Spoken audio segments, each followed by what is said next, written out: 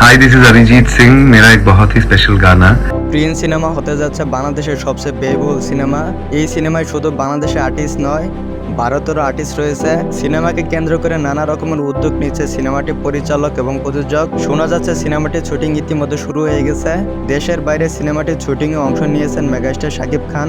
যেহেতু সিনেমাটি ঈদকে কেন্দ্র করে মুক্তি দেওয়া হবে, তাই সেখানে আর বেশি সময় নেই। তবে সবচেয়ে বড় চমকপ্রদ খবর হচ্ছে সিনেমাটির জন্য একটি গানের কণ্ঠ দিবে ভারতের কণ্ঠ superstar Arijit Singh.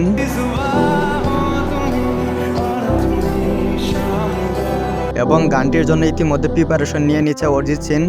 Hi this is Arijit Singh. मेरा एक बहुत ही स्पेशल गाना। স্ক্রিপ্টও লেখা হয়ে গেছে। ভারতের কলা কৌশলে এই গানটি তৈরির ক্ষেত্রে জড়িত। সাকিবের প্রিন্স সিনেমাটি বরবাদে 3 গুণ বাজেটে তৈরি করা হচ্ছে, এমনটাই বিভিন্ন নিউজে আসছে। সুতরাং যে সিনেমাতে এমন নামধারী একজন সিনেমা ফটোগ্রাফার এবং অরিজিৎ সিং গানের কণ্ঠ দিবে, সে তো সিনেমাটি বাজেট বাড়বেই। এর আগে অরিজিৎ সিং আরিফিন শুভর একটি গানে কণ্ঠ দিয়েছিল। দেখা যাক এবার শাকিব খানের প্রিন্স সিনেমায় তার ভূমিকা কেমন হয়।